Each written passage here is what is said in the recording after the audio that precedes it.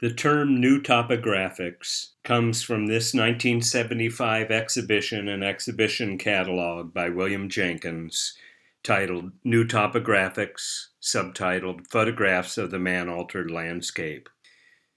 This was a groundbreaking and influential exhibition. It included the work of Robert Adams, Louis Baltz, Bern and Hilla Becker, Joe Diehl, Frank Gohlke, Nick Nixon, John Schott, Stephen Shore, and Henry Wessel Jr. We're going to talk about most of these people today. A couple of them, Bern and Hilla Becker, I'll actually be talking about in the upcoming German photography lecture. John Schott started working in film, though he's returned to photography. It's hard to make the argument that he's had as large an impact on the field as these other photographers. So, with the exceptions of the Beckers, which I'll talk about in our next lecture, and John Schott, I'm going to show you works from all the other photographers. In particular, remember Robert Adams and Louis Baltz.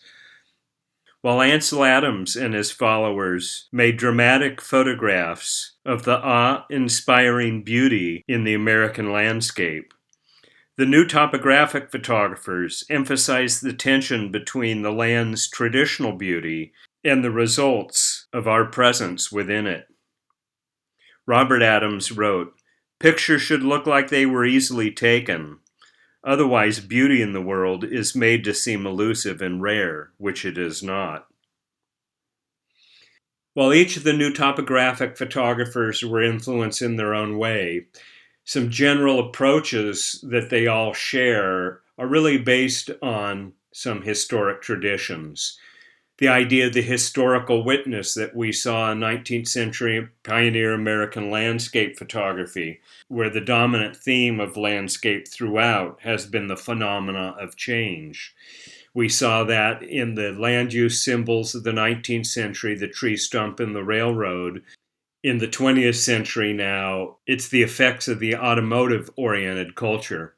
From Walker Evans, a number of the new topographic photographers had an approach for form and the use of American architecture as icon.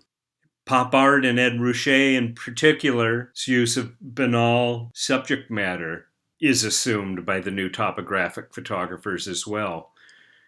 Indeed, in the 1960s, the photorealist painters and their approach to the snapshot and everyday content was an influence on some of these, as was the conservationist movement, the 1960s, raising ecological awareness, and indeed some of the works that we're going to look at are meant as ecological warnings. That idea of the historical witness you see here in the Carlton Watkins photograph from 1867, and then 100 years later, Robert Adams making photograph of the tree stump symbol as well. So we can see their connection to the past. Robert Adams takes that to an extreme in his photographs of clear-cut mountain forests in Oregon. Or the presence in the 19th century of the railroad, where the hard-edged geometric lines of the railroad would often appear in contrast to the more gestural flowing shapes of nature. On the right-hand side, you can see the photograph of Hank Wessel, indicating the ever-present American road of the 20th century. Walker Evans' approach to form and using billboard almost as a facade to show commerce and standard of living and other symbols of American life. And you compare that to the geometric use of the industrial parks by Louis Baltz. Or the photorealist painter, as you see here, Robert Bechtel, painted from photographs, but painted in a way that his work is highly realistic, but again, utilizing this droll, banal, everyday subject matter, the subject matter of American snapshots. The ecology movement you can see referenced by two photographers who shared the same goal, the protection of the environment, but took different approaches to it. Ansel Adams represents a traditional style of landscape photography at the time the new topographic photographers came forward, where Ansel Adams generally photographed the pure and pristine landscape, one untouched by human hands. In Robert Adams, and I should tell you no relationship between the two, in Robert Adams you see nature often destroyed or in the path of destruction, as you see in this, whether it's the encroachment of new suburban areas or simply the impact of humans on the landscape, where the dead palms falling over here form an X, like a warning, in essence, that the landscape is in this phenomena of change. But perhaps the most important influence in leading up to the new topographic works of the mid-1970s was the pop artist Ed Ruscha. He uses a banal, everyday subject matter, and indeed, he provides iconography, shares an interest in the suburban elements of the culture, one that's possible by an automotive-oriented society. Ruscha is probably best known for his prints and his paintings, as you see examples here of his Standard Oil series. He often works in serial imagery, repeating certain ideas to the point of saturation. But he also did a series of books in the 1960s that became important to photographers. They include a highway vernacular.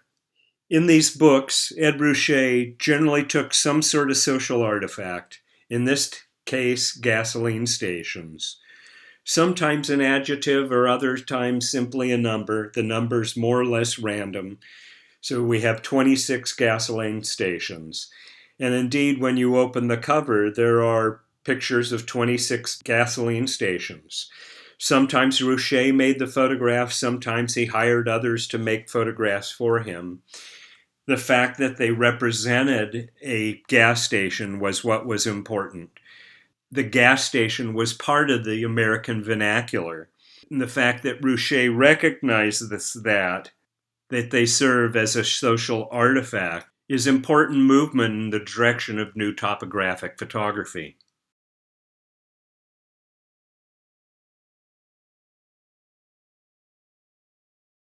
In this case, the artifact was a real estate opportunity, and it's kind of tiny to see in this slide, but right there is a for sale sign and an empty lot. That's the real estate opportunity. And here you can see that Ruscha did a number of these books. Some Los Angeles apartments, 9 swimming pools, various small fires, and the one we looked at, 26 gasoline stations. They all suggest this banal, serial approach to an automotive-oriented culture who creates, as a result of that culture, social artifacts. Those are all important conditions leading up to the new topographic photography. Louis Baltz was an American photographer who lived his last few years in Europe. In 1976, he produced the book, The New Industrial Parks Near Irvine, California. In this work, he's part historical witness, like we saw in the 19th century pioneer American landscape photographers, or in the travel photographers, or in the war photographers, the idea of looking at some sort of event, some sort of human event that was in a stage of transformation. We're going to see in his work a return to the land use symbols, updating some of the icons of the 19th century. His work is a form of documentation. The construction site is part of that motif.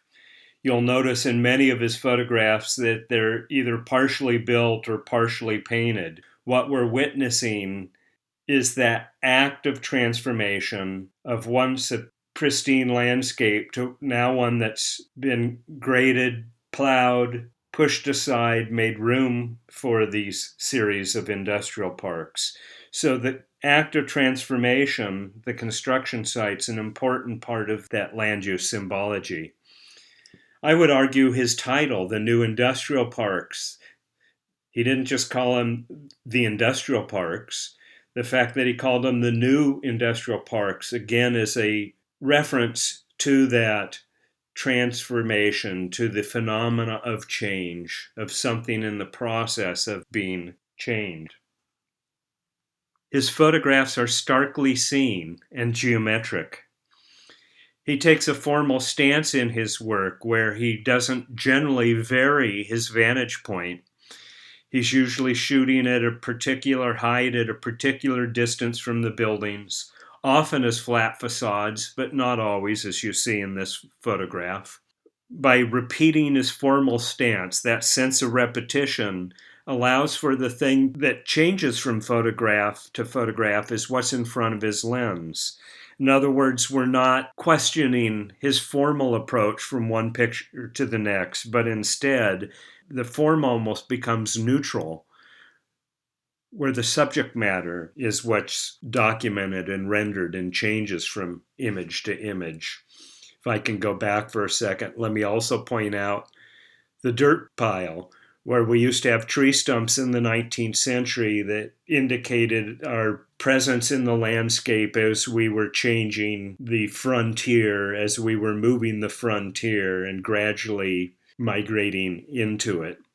Well, now nature has been moved, it's been plowed up, it's been piled up to make room for these buildings. So the dirt pile becomes an important 20th century symbol, and you're going to see that particularly in the Louis Baltz photographs. Through the repetition of form, there's a certain sense of monotony in these photographs. That's intentional. There's a monotony of these buildings, in essence, that one looks like the next, that looks like the next. That's partly the commentary that Louis Baltz is making. While his photographs are formally and evocatively beautiful, at the same time, what they represent is, in some ways, ugly.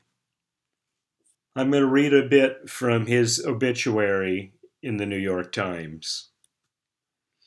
Louis Baltz, whose caustic but formally beautiful black and white images of parking lots, office parks, industrial garage doors, and the backs of anonymous warehouses helped forge a new tradition of American landscape photography in the age of urban sprawl, died on Saturday in Paris. He was 69. More than those of his colleagues, Mr. Baltz's stark, geometric photographs use the language of minimalism, the dominant mode of sculpture at the time, to convey a kind of creeping soullessness in the man-made landscape of Southern California, where he grew up. Viewed one way, this could be photography as art criticism, William Wilson wrote in the Los Angeles Times in 1992. Instead, Baltz cuts to the sociological quick. This use of the land is not evil because it is merely venal, but because it is rational. Mr. Baltz graduated from San Francisco Art Institute in 1969. He received a master's degree in 1971 from Claremont Graduate School. In the late 1880s, Mr. Baltz moved to Europe, where his work had a strong following. Work from Mr. Baltz's landmark book, The New Industrial Parks Near Irvine, California, was shown at the Castelli Gallery in New York in 1975, a year after its publication. In 1997, his work was included in the Whitney Biennial, along with that of conceptual artists John Baldessari, Mel Bachner, and Robert Cumming. In the late 1980s, Mr. Baltz moved to Europe, where his work had a strong following, and he taught for many years in both Switzerland and Italy. At his death, he was living and working in Paris. Though he worked in photography all of his life, Mr. Baltz expressed deep philosophical skepticism about the medium, or at least the art photography world. Quote, "I think being a photographer is a little like being a whore," he once said, with characteristic bone-dry wit. "If you're really, really good at it, no one will call you that." The camera, he said, was a device that often functioned better for existential defense than for communication. In 2009, he told an interviewer for the Smithsonian Archives of American Art, quote, "I used photography to distance myself from a world that I loathed and was powerless to improve." He worked often in book format, The images we just saw are from his new industrial parks. Here will be an example of Park City, his documentation of the building of that Utah town. You can see the return and interest in the use of the dirt pile as well as the construction site, both symbols of human land use in interaction with the environment. Or his book Nevada, again the construction motif. At age 25, as a college English teacher, he learned photography, choosing as his first subjects early Hispanic art and prairie churches. After spending time in Scandinavia with his Swedish wife, he realized that there were complexities in the American geography that merited exploration.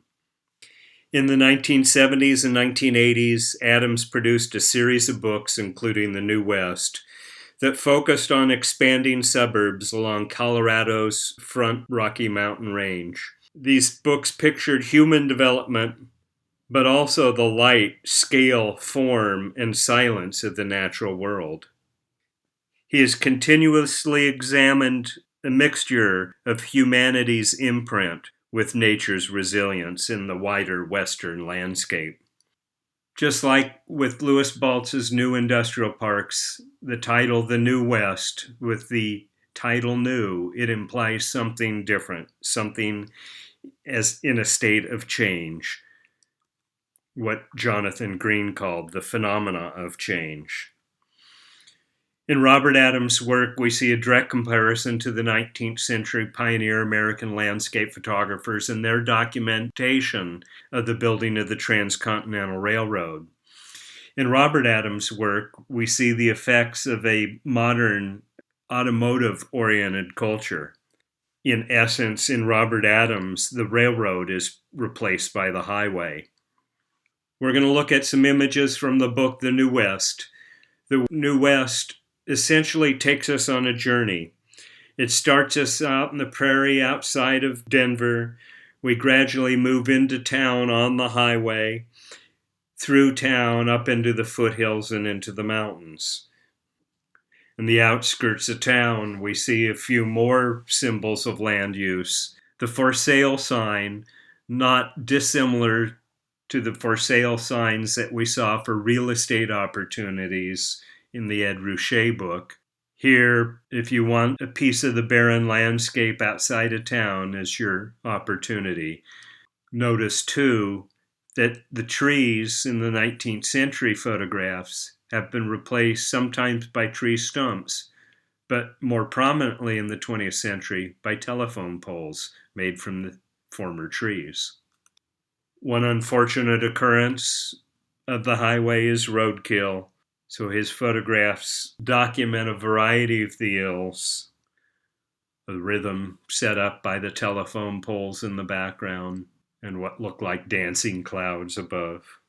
So we're still on that journey in the book, The New West. Not only do we have the highway in the foreground, another element of a automotive-oriented culture is the gasoline station. We see that in this photograph. His photographs are not without beauty, and indeed beauty is an important element. The goal, he wrote, is to face facts, but to find a basis for hope. John Sarkowski, the Museum of Modern Art curator, wrote the foreword to The New West. He said, "As Americans, we are scarred by the dream of innocence. In our hearts, we still believe that the only truly beautiful landscape is an unpeopled one. Unhappily, much in the recovery of our tenancy of this continent serves to confirm this view.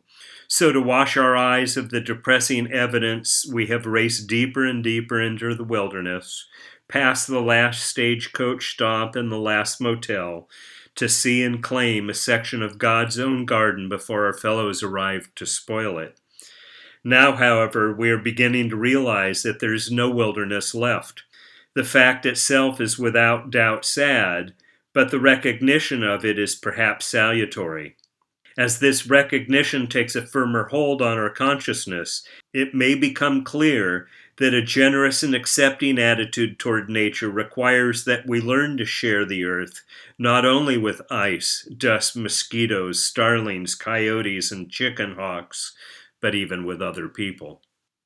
In this photograph, you see the construction site motif again, the act of transformation happening from essentially an untouched natural environment to one that is dominated by human hands.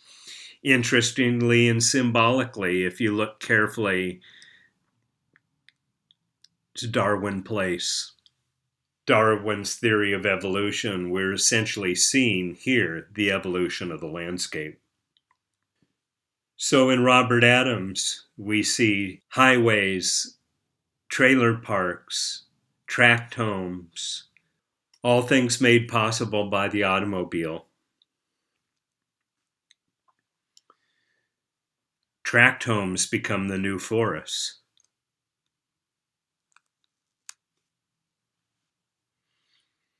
Over the years, Robert Adams published 4 small books and essays and interviews, Beauty in Photography, Why People Photograph, Along Some Rivers, and Art Can Help. Critic Richard Woodward observed, quote, "They are defiantly free of postmodern attitudes and theorizing, arguing that one of the chief purposes of making art is to keep intact an affection for life."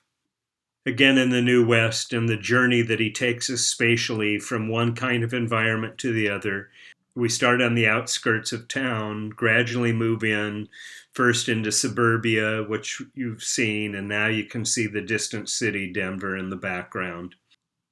The photograph leads us between the personal and the private, but we move into the town, through downtown, again another land use symbol, parking lot, the presence of automotive-oriented city construction.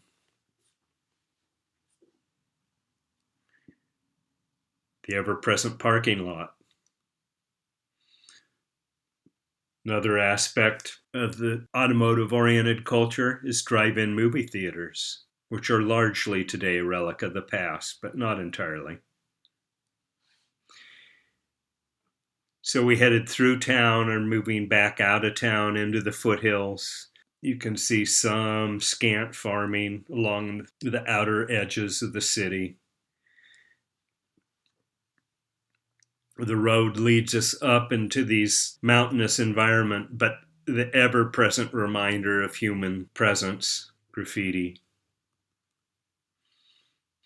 Or a boy on a mini bike may be looking out over his future.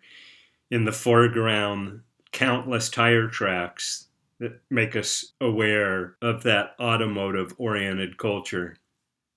And you can see a car entering the frame there as well.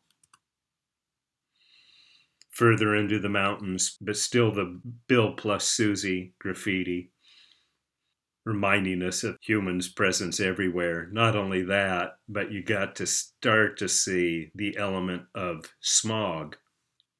We get up into the mountains. We're ever aware of the road that leads us into the deep recesses of the mountain, up into the mountain communities where more people are present. And always commercialism in the sign on the steep side of the canyon above the stream. And the last photograph in the New West, fittingly, is the graveyard in the foreground, the mountains in the background, indicating human presence juxtaposed to a scene of pristine wilderness. I have just a few more photographs of some of his other series. This is from his book, Los Angeles. In 1989, the Philadelphia Museum of Art mounted a midlife retrospective of Adams' work. And in 1994, the MacArthur Foundation awarded him the prestigious Genius Award. In 1997, he moved from Colorado to Oregon to document the deforestation of the Coast Range. One of those pictures you see here. and his recognition of that pervasive 19th century American symbol, the tree stump. Henry Wessel Jr., Hank, to people that knew him, grew up in New Jersey. He studied psychology at Penn State University, graduating in 1966. He worked at a bookstore and he came across John Sarkowski's book, The Photographer's Eye, and through that book discovered the work of Eugene Atget, Robert Frank, Lee Friedlander, Wright Morris, and Gary Winogrand. In essence, Hank Wessel blends the form that he inherited from people like Robert Frank and Gary Winogrand with the lens of new topographic subject matter. Other influences included Henri Cartier-Bresson and Robert Frank in a snapshot-like aesthetic. Hank's photographs are about observation. They're portraits of places. This video will give you a good sense of the man. I'm only going to play a couple minutes.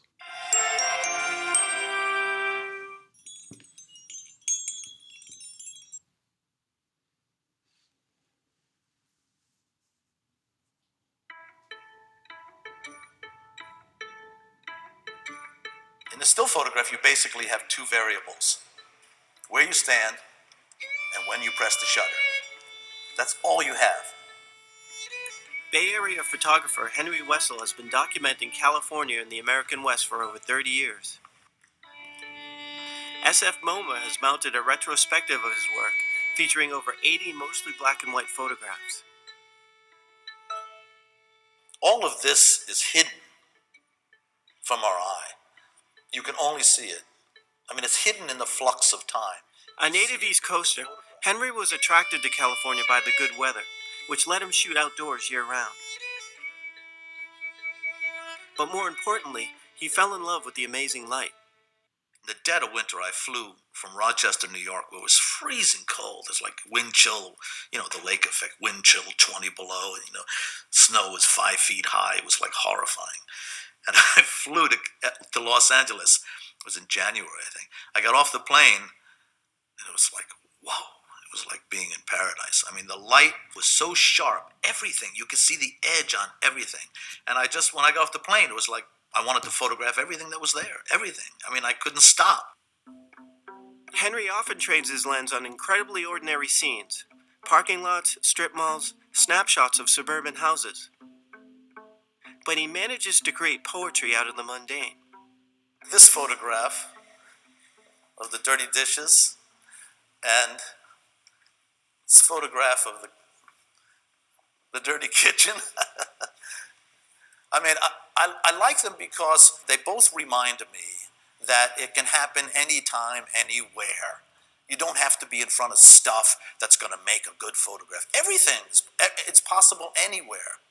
Henry came of age with a generation of photographers in the 1970s, really, who started to really think about what it meant to take a landscape photograph. And it didn't mean the kind of pictures that Ansel Adams was making, or these glorious mountainscapes and clouds. It meant really looking at how humans lived within the landscape.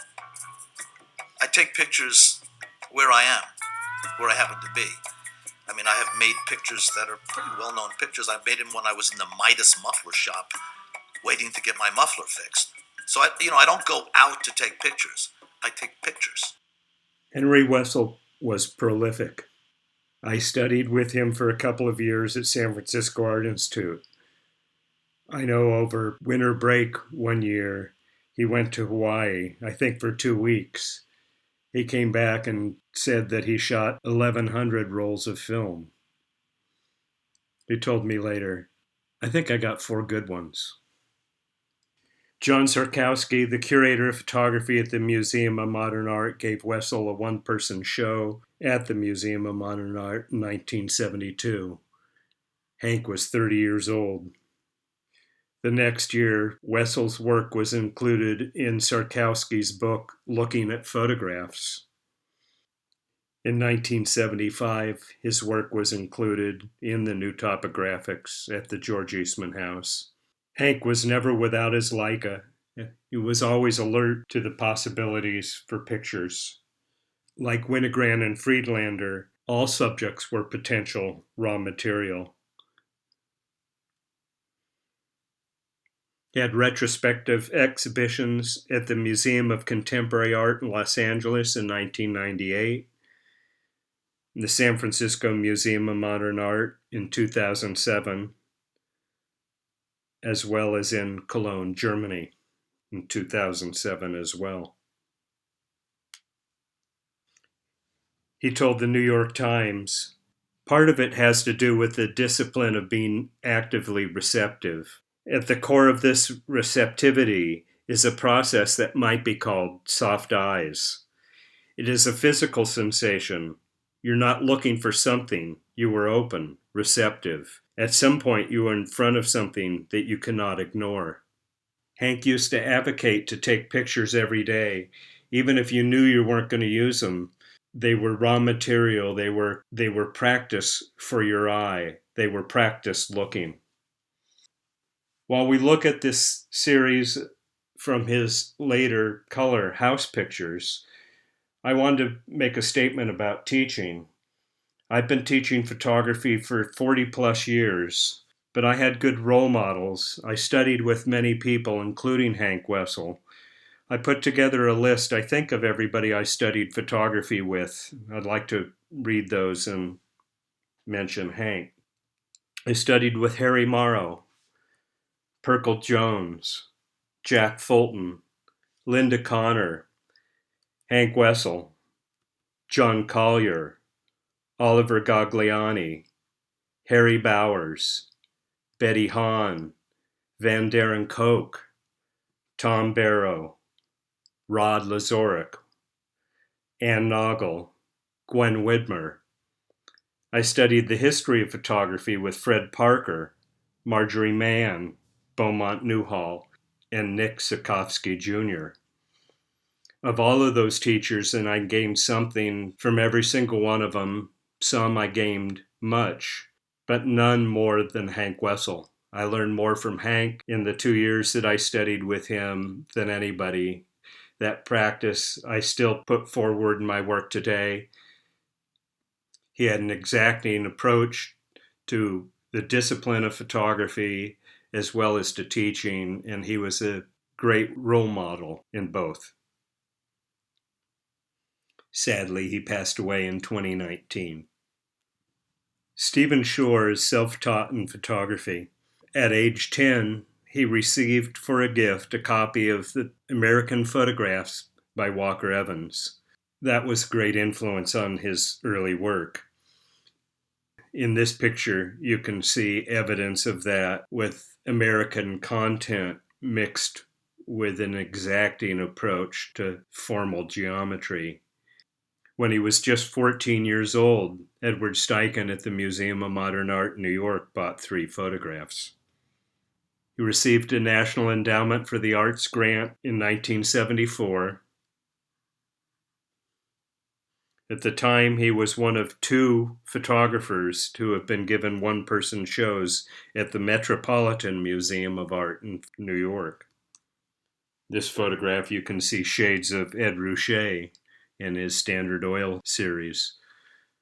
Shore was the only color photographer included in the new Topographics exhibition and catalog. He photographed with an 8x10 view camera, giving him excellent detail in his prints.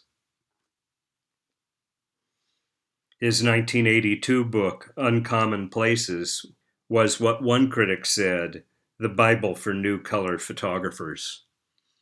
Like the other new topographic photographers, his content revolves around an automotive-oriented culture, even if that means driving out to the mountains to camp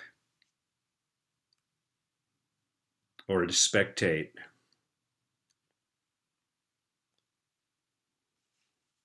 He's still alive and still working.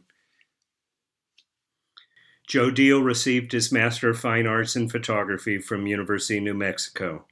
He made a series of photographs, first along the outskirts of Albuquerque and later Southern California and elsewhere, akin to the work of Frederick Sommer. If you remember Sommer's Arizona landscapes, horizonless landscapes of desert scenes, Joe Diehl's work takes that same formal strategy. Generally from above, looking down on these scenes, the lack of horizon flattens the space, allowing us to concentrate on both the form and detail and the content of the homes and human-made structures that he photographs.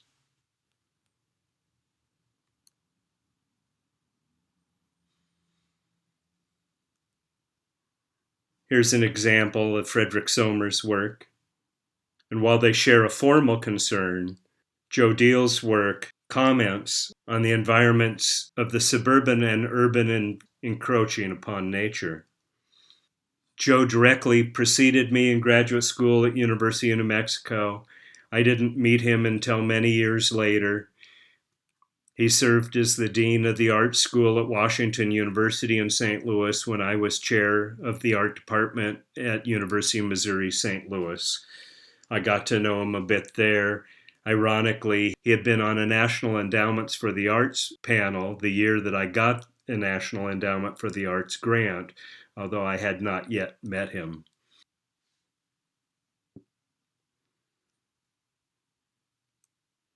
Like others, the presence of an automotive-oriented culture, the existence of RVs and trailer parks is part of that system.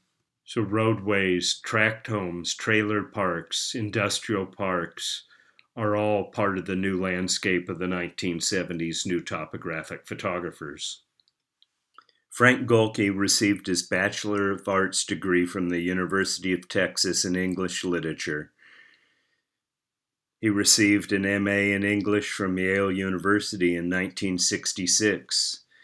There he met Walker Evans, but he studied privately with Paul Campanegro. Campanegro had been a student of Minor White. Gohlke has been awarded 2 Guggenheim Fellowships and 2 Photography Fellowships from the National Endowment for the Arts. He has taught at Massachusetts College of Art, the Institute of Boston, the School of the Museum of Fine Arts Boston, as well as Harvard, Princeton, and Yale universities. He was a laureate professor of photography at the University of Arizona and a senior research fellow at the Center for Creative Photography. During a career that has spanned 5 decades, Gohlke photographed grain elevators starting in 1971,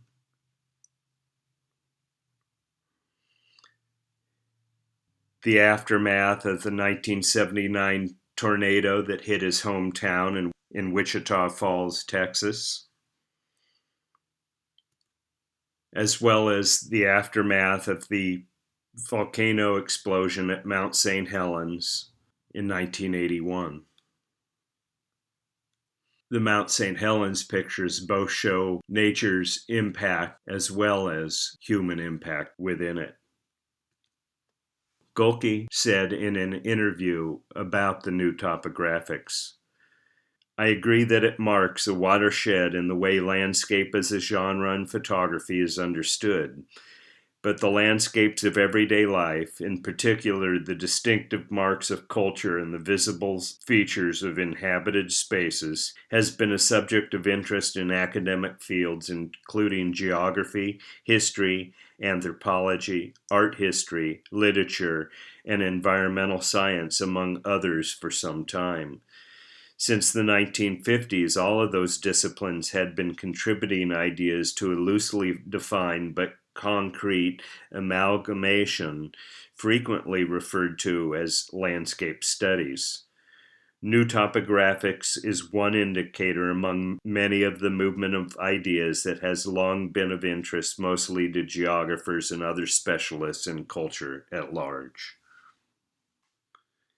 Nick Nixon was born in Detroit. Early on, he was influenced by the photographs of Edward Weston and Walker Evans, and he began working with large format cameras. Nixon gained a Bachelor of Arts degree from the University of Michigan in 1969 and an MFA in photography from the University of New Mexico in 1975. He taught at the Massachusetts College of Art and Design from 1975 until 2018. Nixon's preferred format of 8x10 camera allowed him to make prints directly from these large format negatives, retaining the clarity and integrity of the image. Nixon said, "When photography went to the small camera and quick takes, it showed thinner and thinner slices of time, unlike early photographs where time seemed non-changing. I like greater chunks myself. Between 30 seconds and 1,000th of a second, the difference is very large." Essentially, in Nixon, we see the 20th century city replacing the 19th century view of the sublime wilderness. Nixon's first solo exhibition was at the Museum of Modern Art in New York, curated by John Sierkowski in 1976. In the 1990s, Nixon returned to photographing the subject matter, documenting Boston's changing urban landscape during the Big Dig highway development project. He was awarded National Endowment for the Art grants in 1976, 1980, and 1987, and Guggenheim Fellowships in 1977 and 1986. He began photographing the Brown sisters in 1975, his wife Bebe and her 3 sisters. This is a project that has lasted more than 40 years. You can see a cumulative some of those photographs every year. According to the recent book Reframing the New Topographics, the exhibition New Topographics, Photographs of a Man-Altered Landscape, appeared in 1975 and crystallized a new view of the American West, one that denaturalized the sublime American vistas of Ansel Adams, replacing that pristine and timeless America with a landscape inundated with banal symbols of humanity.